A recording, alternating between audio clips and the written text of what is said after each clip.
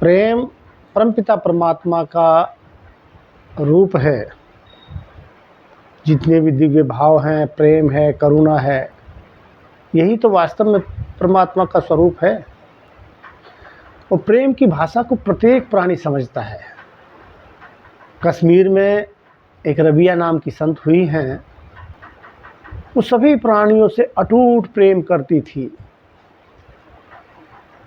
और उनका प्रभाव सभी प्राणियों पर दिखाई देता था। उनके जीवन की एक घटना मैंने पढ़ी। वो एक बार जंगल में बैठी हुई थी।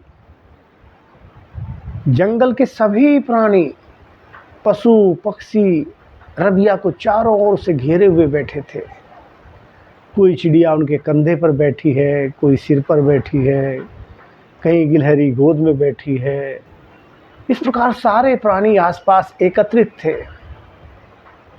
और उनमें आपस में भी उस समय कोई वैर भाव नहीं था, क्योंकि पतंजलि कहते हैं अहिंसा प्रतिष्ठायाम तत्सन्निधौ वैर त्यागः। जिसके हृदय में प्रेम उदित हो जाता है वो अहिंसक हो जाता है, सभी से प्रेम करता है।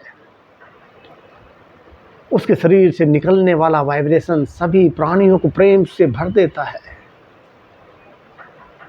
इसलिए सभी प्राणी भी शांत भाव से बैठे हुए थे। अब वहाँ से उनका एक मुँह लगा शिष्य था, हसन बसरी, वो गुजर रहा था। उसने देखा कि रबिया के पास तो सारा जंगल इकट्ठा हो रखा है, ये क्या माजरा है, चलिए देखते हैं। लेकिन आश्चर्यजनक घटना है कि जैसे जैसे हसन बसरी उधर बढ़ता गया, वैसे वैसे सारे प्राणी वहाँ से भागने लगे।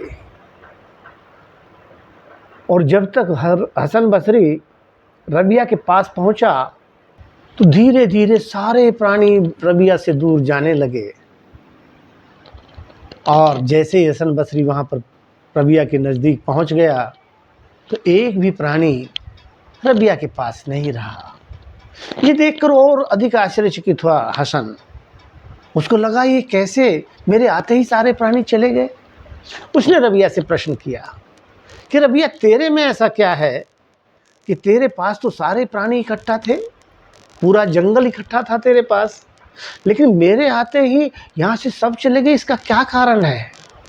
मेरी समझ में नहीं आया, मुझे समझाइए। रबिया ने हसन से प्रश्न किया कि हसन, आप खाते क्या हैं?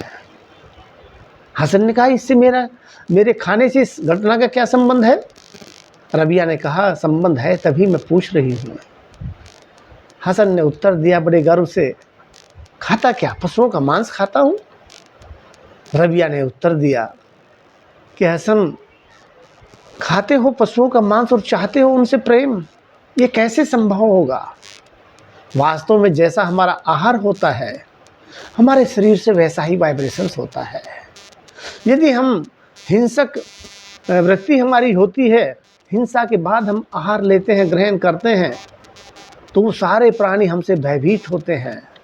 हमारे शरीर से वैसा ही वाइब्रेशंस निकलता है और उनको प्रभावित करता है। और जिसके हृदय में प्रेम कूट कूट कर भरा होता है, उसके शरीर से निरंतर जो निकलने वाला वाइब्रेशंस है, तरंगे हैं, वो प्रत्येक प्राणी को आह्लादित कर देता है। लेकिन वास्तव में प्रेम होना चाहिए, केवल छलावा या दिखावा नहीं।